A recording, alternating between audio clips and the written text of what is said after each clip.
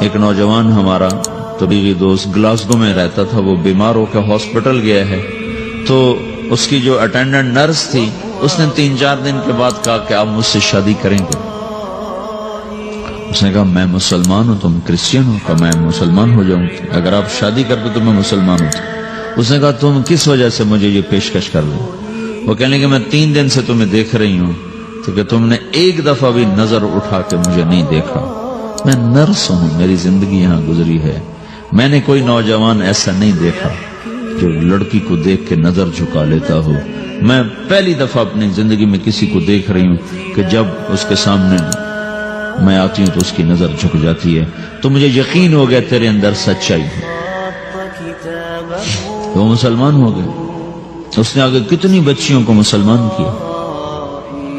پھر اشفاق احمد صاحب مرحوم تھے، یہ ڈرامہ رائٹر، ان سے اچھی سلام دعا تھی میری، تو ایک دن مجھ سے کہنے لگے کہ میں تبلیغ کے کام سے متاثر ہوا ہوں انگلینڈ جا کر، پاکستان میں نہیں انگلینڈ جا کر، تو میں ایڈنبرا میں پارک میں بیٹھا تھا، میری بیوی میرے ساتھ بیٹھی تھی، تو ایک جماعت آئی، انہوں نے آ کر اذان دی مغرب کی اور نماز پڑھی۔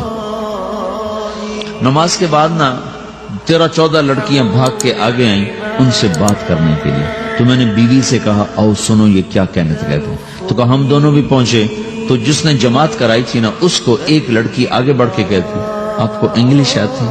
کہی آتی ہے۔ کہی آپ نے کیا کیا ہے؟ کہی ہم نے اپنی عبادت کی۔ تو وہ لڑکی کہنے لگی آج تو اتوار نہیں ہے، تو اس نوجوان نے کہا کہ جی ہم دن میں 5 دفعہ کرتے ہیں، صرف اتوار کو نہیں، روزانہ 5 دفعہ۔ وہ لڑکی کہنے لگی یہ تو بہت زیادہ ہے، آپ اس کو کیسے نبھاتے ہیں؟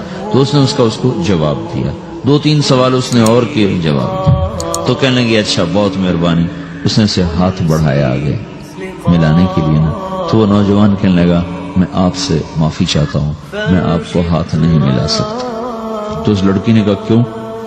کہ یہ ہاتھ میری بیوی کی امانت ہے اور کسی کو نہیں لگ سکتا۔ تو لڑکی کھڑی تھی، وہ زمین پہ گر گئی، صرف اس بہت وہ زمین پہ گر گئی، کھڑے کھڑے وہ زمین پہ گر گئی، اور وہ بچوں کی طرح رونے لگی پھوٹ پھوٹ کے، اور کہنے لگی وہ لڑکی کتنی خوش قسمت ہے جس کے تم خامد ہو، کاش یورپ کے مرد بھی ایسے ہی ہوتے۔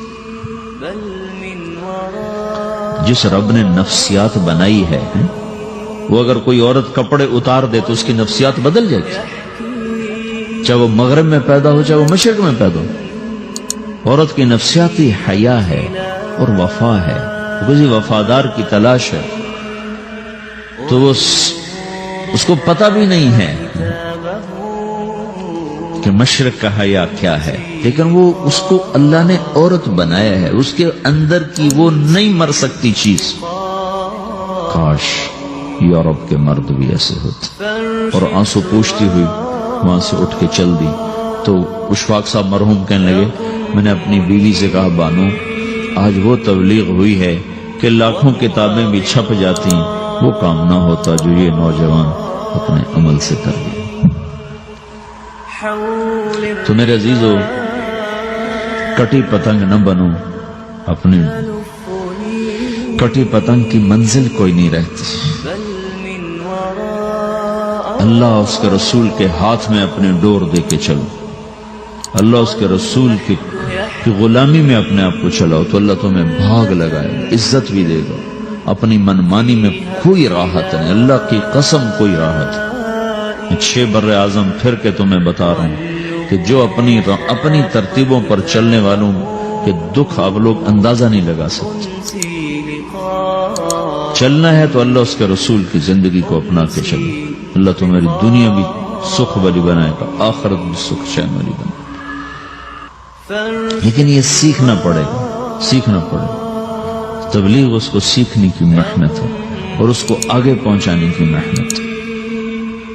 تو یہ عمر ہے، اس وقت ساری دنیا اسلام کے لیے تیار ہے، چونکہ نظریاتی طور پر دنیا شکست کھا چکی، کسی کے پاس کچھ نہیں۔ تو ہمارے پاس ایک ایسا خوبصورت نظریہ ہے کہ جو ان کو بڑی تیزی سے اپنی طرف کھینچ سکتا ہے، اور اللہ کا احسان ہے کہ تیزی کے ساتھ نسلوں کا رخ اللہ کی طرف ہو رہا ہے۔